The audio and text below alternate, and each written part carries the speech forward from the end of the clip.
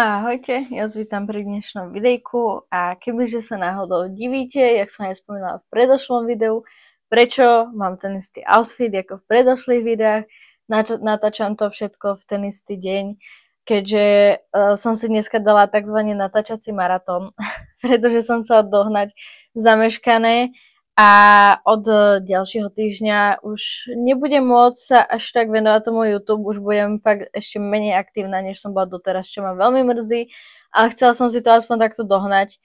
Takže tu máme ďalšie videjko. Konkrétne Q&A, pretože som dala na Instagram svoj, kde ma môžete sledovať, a na TikTok, kde ma takisto môžete sledovať, som dala svoj link, kde je taká aplikácia, kde mi môžete anonymne písať správy. Boli tam všelijaké tie správy, neviem, niekto nepochopil asi koncept otázky, čo znamená slovo otázka. Písalo mi tam viacero ľudí, alebo istý človek, neviem, rôzne blbosti, ktoré ani nejdem odpovedať. Ako prvé tu mám, ako vnímam rozdiel medzi Bratislavou a malomestom, všeobecné podmienky na život, mentalita ľudí alebo vzdelanie. Ja musím povedať, že ja som teda z malomesta, z dosť malomesta a takisto viem, aký je život v Bratislave, keďže odtiaľ mám kamarátku veľmi dobrú. Moja mama tam samotná žila asi rok cca, takže som tam aj ja nejakú tú chvíľočku bola a teda viem možno trošku porovnať, aký je to naozaj medzi tým rozdiel. A musím povedať, že čo sa týka všeobecných podmienok na život, tak je to obrovský rozdiel, pretože všetci vieme, Bratislava je hlavné mesto Slovenska a zarába sa tam o dosť inak ako v nejakom 25 000-ovom malom meste. Takže už len po tej finančnej stránke je to veľmi veľký rozdiel, aj keď samozrejme chápem, že nie každý tam zarába milióny, to je mi jasné a je to veľmi logické. Čo sa týka mentality ľudí, je takisto individuálne podľa mňa veľmi moc, pretože záleží od toho, z jakej rodiny pochádzate, medzi jakým prostredím vyrastáte, proste všetko to vás nejak formuje a neviem moc posúdiť tú mentalitu, aj keď teda je pravda, že väčšinou sa o nejakých tých bratislavských ženách hovorí, že sú také tie bratislavské pipenky, alebo jak to povedať, chápeme sa, ale takú nájdete aj v malom meste a taká, jak je tu v malom meste, nájdete aj v Bratislave. Takže by som povedala, že tá mentalita je naozaj veľmi otázna, pretože mám kamarátku, ktorá je síce z Bratislavy, ale nejako ju to až tak neovplyvňuje, že by bola stadiaľ, že by mala taký ten klasický namyslený postoj k tomu, že ja som blavačka, ja mám toľko peňazí, žijem tu a tu, proste chápeme sa, takže neviem to moc naozaj určiť, mrzí ma to. Ale čo sa týka vzdelania, to viem dať na 100% odpoveď, pretože tu síce máte nejaké stredné školy, nejaké možnosti, kde sa vzdelávať, ale niekedy je to tak, že keď máte nejaký odbor, ktorý u vás v meste není, musíte cestovať bohužiaľ do vedľajších miest, napríklad 20 km, 40 km, buď ste na intraku, alebo dochádzate každý deň, čím som si aj ja vlastne prešla, že som každý jeden deň musela tam a späť chodiť 20 km vlakom, takže je to v tom lepšie tá Bratislava pravdepodobne, že je to tam proste na mieste, by som povedala. Teda neviem, že či teda naozaj nemusíte niekam cestovať do nejakého iného mesta alebo čo z Bratislavy, ale podľa mňa je tam teda určite viacero tých škôl na výber ako u nás v malom meste. A čo sa týka takisto aj nejakých kurzov alebo rekvalifikačných kurzov, proste hocičo také, tak napríklad ja keď som si chcela spraviť, dajme tomu, že kozmeticky, tak bol problém v tom, že by som musela cestovať do iného mesta od nás, lebo u nás v meste není žiadny kurz. Ďalšia otázka je, či by som nechcela nejaké tetko aj dopredu, napríklad na rebra alebo brucho, keď už mám potetovaný celý chrbát. Ja si to plne uvedomujem, že to možno vyzerá zvláštne a hlavne zozadu teda, že mám celý chrbát potetovaný a zrazu na nohách je úplne prázdno, na rukách zozadu je úplne prázdno. Proste uvedomujem si, jak to vyzerá, je to asi jak niečo, keď si dá niekto prvú kérku na tvár hneď, alebo na krk. Takže ja to úplne chápem, túto otázku. A áno, teda plánujem ešte veľmi veľa toho ale keďže sama som ešte veľmi moc mladá a začala som s tým vo veľmi, veľmi mladom veku, tak nechcem, aby som sa v 30-ke na seba pozrela a bola by som taká, že kokos, že nie, ja si už nemám kam dať novú kerku, alebo čo, chápeme sa, takže chcem s tým trošku tak počkať, chcem si to už tak trošku viac možno aj premýšľať, že čo si kde dám. A keby už že si dám teda tie ruky, tak si plánujem možno prepojiť ten chrbát s tými rukami, že by to tak mandalovo pokračovalo. A nohy, neviem, to uvidíme. Alebo aj tie rebra. Vlastne otázka bola na rebra a brucho, pardon, trošku som odbočila.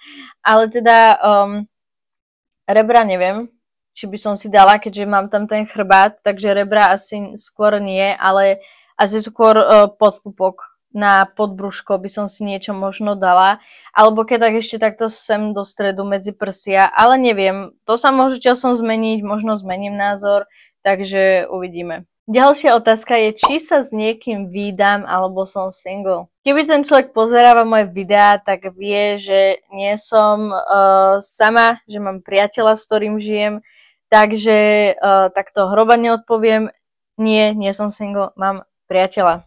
Ale snažím sa si držať teda nejaké to súkromie. Nechcem, aby to...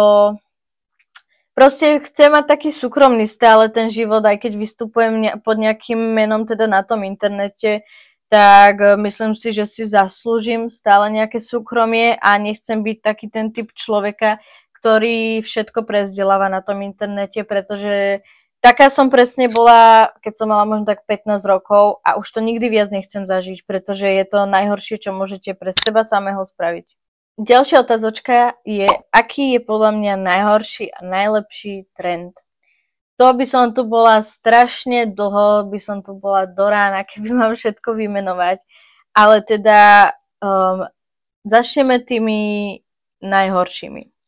Čo sa týka štýlu, tak je to podľa mňa také tie obrovské chlpaté topánky, k tomu pri najlepšom kroksky, ako mala jedna nemenovaná influencerka pred pár dňami, vyzeralo to strašne. Ale je to samozrejme iba môj osobný názor, kebyže to niekto nosíte, je to čisto vaša vec a mňa to trápiť nemusí. Bola to moja otázka tuto, takže ju len na ňu odpovedám. Ale teda nepáčia sa mi vôbec tie chlpaté topánky, strašne vysoké. Takisto sa mi strašne moc nelúbia také tie topánky. Ja vám sem pridám fotky, nech viete, čo myslím. Ale také topánky a to vyzerá jak proste nejaká noha diviaka alebo nejakého zvierata divého, ja neviem, jaké zviera má takú labu, ale proste vyzerá to úplne nechutne, vôbec sa mi to nelúbi, je to otrasné, neviem, prečo by to niekto nosil. Sorry, že som taký hejter, ale fakt sa mi to nelúbi. A čo sa netýka teda štýlu, ale týka sa to skôr tak celkovo, tak možno ma niekto ukamenuje, možno niekto bude so mnou súhlasiť, ale podľa mňa najhorší trend bol celkovo taká tá sebeláska trend, alebo body positivity proste, že obezných ľudí podporovali ľudia, naopak zase veľmi až moc chudých ľudí podporovali ľudia, proste podľa mňa je tá body positivity o niečom trošku inom.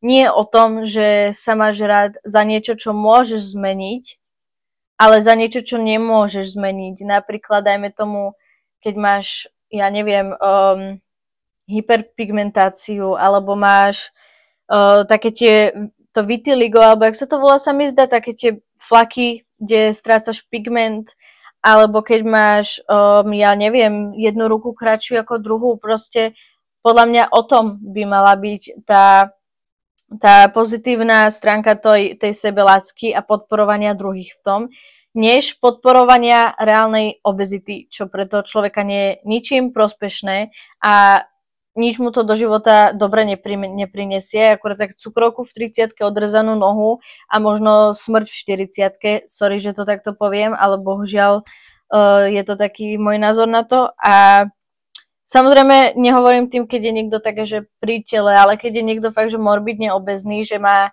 na 170 cm 140 kg alebo koľko, 120, tak vtedy je to pre mňa, podľa mňa už proste fakt nezdravá vec a a nemala by sa diať minimálne v tom zmysle, že by to ľudia nemali podporovať.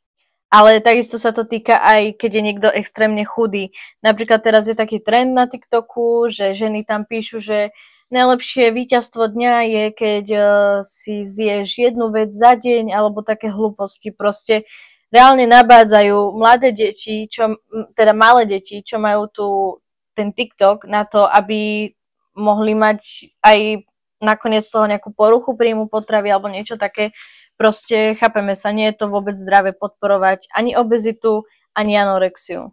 Samozrejme, môže sa o tom hovoriť, to tak teraz netvrdím, je dobré o tom hovoriť, keďže nie je jediný človek, čo si nejakou tou vecou prechádza, ale je rozdiel proste hovoriť o niečom a podporovať to. No a čo sa týka najlepšieho trendu, tak ja som to síce už sa mi zdá, že spomínala v jednom predošlom videu, ale asi by som povedala, že že ľudia sa začali viac venovať samému sebe.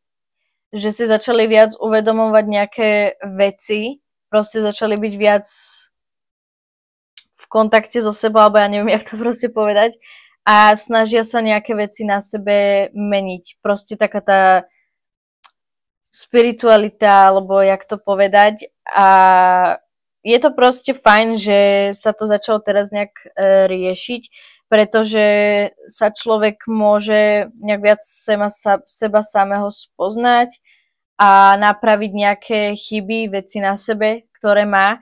A je to podľa mňa určite lepšie, ako keď sa kedysi dialo to, že človek mal, dajme tomu, nejaké problémy alebo nejaké mentálne poruchy. A teda neviem, nežila som v tej dobe, ale podľa mňa sa to vtedy až tak moc neriešilo. Čo z toho vyplýva aj to, že preto teraz veľa starých ľudí alebo starších hovorí, že kedysi takéto veci vôbec neboli, ja neviem, dajme tomu, že ADHD, bipolárna porucha a také tie proste veci, tak vám povedia, že to kedysi nebolo, ale prečo to nebolo? Pretože sa to neriešilo. Tedy proste ľudia na to nebrali ohľad. Takže preto možno teraz každý má ADHD, každý má bipolárnu poruchu, každý má proste niečo, pretože sa to naozaj konečne rieši. Ale to už odbočujem od témy, takže aby som odpovedala najlepší trend, čo bol, je to, že ľudia sa začali zaujímať o samého seba. Ďalšia otázočka je, aký je najhorší a najlepší štýl, podľa mňa. Začneme opäť najhorším. To je podľa mňa proste taký ten streetwear, alebo ja neviem, jak to proste povedať, na ženách. Na mužoch je to OK, celkom sa mi to ľúbi, je to v poriadku, ale keď proste idem po ulici a idú tam školáčky, ktoré vyzerajú jak na jedno kopyto, takisto proste oblečené, tak sa mi to vôbec neľúbi. Proste ten človek nemá žiadnu takú svoju autentickosť, alebo nie, takú nejakú svoju také, že by to hovorilo, že to som ja. Akože ja chápem, im sa to môže ľúbiť, ale ja neviem, keďže ja som sa takisto obliekala, tak ja chápem, že proste väčšina z nich to robí len preto, lebo to majú ostatní a nosia to ostatní nejakých spolužiaci alebo kamaráti, takže chcú byť cool. Ale akože ak sa to niekomu naozaj páči a oblieka sa tak preto, tak OK, budíš, je to tvoje rozhodnutie, ale ja neviem, mne sa to proste nepáči. Akože ja nehovorím, že ja si občas nedám nejaké bagy, doteraz mám v skrini ešte tak možno 12 nohavíc z nejakých obrovských bagí, čo už nenosievam vôbec, len mi je to ľúto vyhodiť. Ale proste neľúbi sa mi to. Každému sa ľúbi niečo iné proste, no. A čo sa týka najkrajšieho štýlu, mne sa ľúbi asi najviac taký ten boho štýl. Buď taký boho, alebo taký ležerný proste, že si dáš hocičo, ale nakoniec aj tak z toho vznikne pekný outfit. Ďalšia otázka je, či sa mi viac teda ľúbi moderná doba, terajšia alebo stará. Toto je veľmi ťažké na to odpovedať, pretože všetko má svoje plusy a minusy. Napríklad jeden z plusov je teda, že kedysi nepoužívali telefóny, nemali technológie, takže neboli na tom závislí, ale zase v tej už bližšej starej dobe mali už aj telky, čo je teda podobné terajším telefónom. A keď povie niekto starý, že tí mladí sú staré závislí na telefóne, tak ja im môžem povedať kľudne, že ty si takisto závislý furt na telke a furt tam každý deň pozeráš, ja neviem, šláger alebo čo a odkedy začali telky, tak to furt kúkali ľudia, takže je to také pol na pol. Ale každopádne neľúbi sa mi ani moc tá moderná doba, pretože áno, je to super, aké máme technológie, ale zároveň z jednej stránky sa toho dosť bojím, kam to až posunieme za nejakých 10 rokov a neľúbi sa mi tá predstava. Nemám to rada, nechcem to zažiť, toto mi už úplne stačí, podľa mňa je toto už maximálny vrchol technológie, ktorý nám stačí k životu a už nič viac nepotrebujeme, takže je to podľa mňa už to už ani nejde, že vylepšovať, podľa mňa to ide už len dole vodou, pretože ja si to predstavujem tak, že o 20 rokov už nebudú ani reálne pozície niekde v prácach a budú všetko za nás vykonávať roboti, takže asi tak. Čiže je pre mňa veľmi ťažké odpovedať, keďže stará doba má tiež nejaké minusy a plusy, ale ak by som sa mala rozhodnúť, tak asi terajšia doba, bohužiaľ, pretože je to, pre lenivejších ľudí je táto doba proste lepšia. Nemusím chodiť na pole, orať si zemaky, môžem ísť do obchodu si ich kúpiť, proste chápeme sa. Akože samozrejme aj v nejakej staršej dobe mali samozrejme obchody, to nehovorím, ale chcela som dať nejaký taký príklad, ale nevyšlo mi to, nevadí. Proste táto doba je lepšia pre lenivých ľudí, čo ja možno som trošku taká, že si rada uľahčím niečím život, ak môžem, aj keď paradoxne teda nemám rada moc nejaké už moc vyspelé technológie. Takže za mňa je to teda tá moderná doba, bohužiaľ. Aj keď ja si veľmi predstavujem, že na staré kolená, keď už budem mať nejaké vnúčatka možno, tak budem niekde na dedinke, na samote, vo vidieckom domčeku so zvieratkami, takže možno vtedy zmením názor a budem sa prikláňať k tej starej dobe. Ale taktiež, keď sa nad tým tak zamyslíte, tak ja som pred pár dňami akorát premýšľala nad tým, že už nikdy nezažijeme tú éru babičiek, jak sú teraz. Pretože keď si to tak vezmete, tak keď už my budeme mať naša generácia nová, nejaké vnúčata a terajší starí ľudia tu už na svete s nami nebudú, tak už proste nebude taká tá typická babička v tom klasickom babičkovskom oblečení, ktorá si ťa v nedeľu pozve proste na obed, na rezník, polievočku a zakuštiek. Takže z toho mi bolo veľmi smutno, keď som sa tak nad tým zamyslela. A predstavujem si to tak, že teraz už budú len také babky, čo budú s preplastikovanými riťami. A to sa vlastne ešte vracam k tomu najhoršiemu trendu.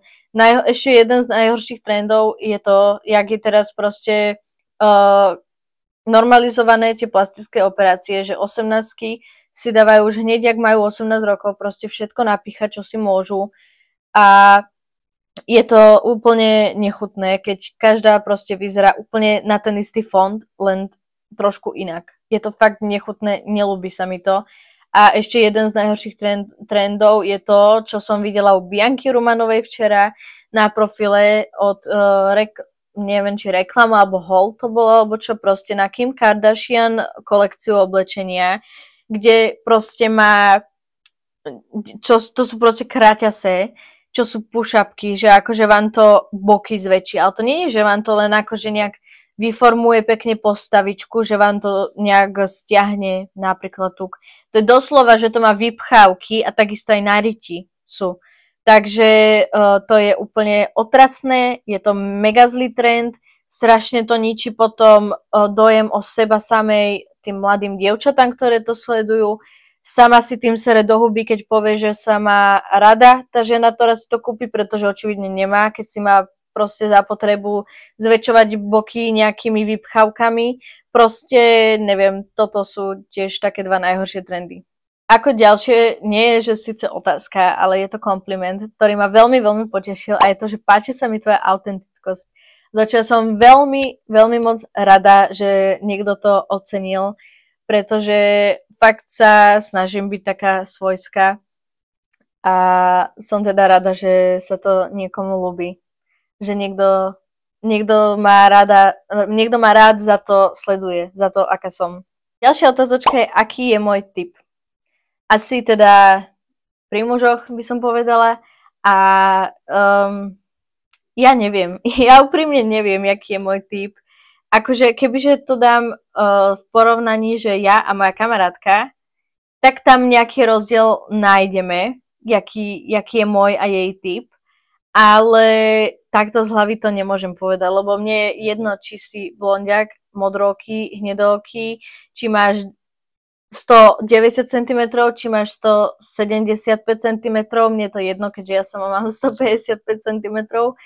A je mi to nejak jedno. Ale akože nechcem hovoriť také, že je mi jedno, že nezáleží mi na vzhľade, lebo to je podľa mňa tiež jeden z veľmi dôležitých aspektov, pretože ty nemôžeš predsa randiť s niekým, kto ťa fyzicky nepriťahuje. To je čo za blbosť? Takže ja chápem, že niekto to môže mať tak, že najprv sa so svojím partnerom iba spoznali ako kamaráti a najprv sa sebe nejak sa ani nepriťahovali a rozumeli si vďaka tomu, akí sú, tak potom sa až začali nejak priťahovať. Ale keď to niekto takto proste povie, že na vzhľade mi nezáleží, tak trepe bullshity, proste hovorí sračky. Prepačením. Takže povedala by som, že môj typ, jediné čo mám, že je môj typ, že sú to starší muži odo mňa. Ako ďalšie je tu, že kto je môj najlepší kamarát. Akože ono to znie ako keď som mala 13 rokov v družine, alebo čo, že kto je tvoj najlepší kamarát, alebo čo, ale samozrejme každý môžeme mať takého človeka, ktorý je vám nejak najbližší, najviac mu veríte, zdôveríte sa mu s hocičím, nehambíte sa mu povedať hocičo.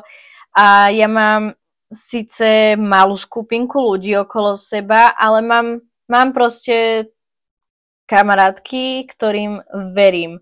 A povedala by som to asi tak, že ono sa nedá povedať, že najlepší kamarát, pretože každý má nejakú rolu v tom mojom živote. Každá tá osoba bola v nejakom časovom pásme pri mne, aj keď napríklad tá druhá nie, lebo sme sa ešte nepoznali, proste chápeme sa, nedá sa to len tak povedať, že kto je moja najlepšia kamarátka, ale kebyže to mám tak zhrnúť, tak mám také 2, možno 3 najlepšie kamarátky, také ženy proste, s ktorým by som sa zverila s hocičím a nerobilo by mi to problém a mám ich naozaj rada.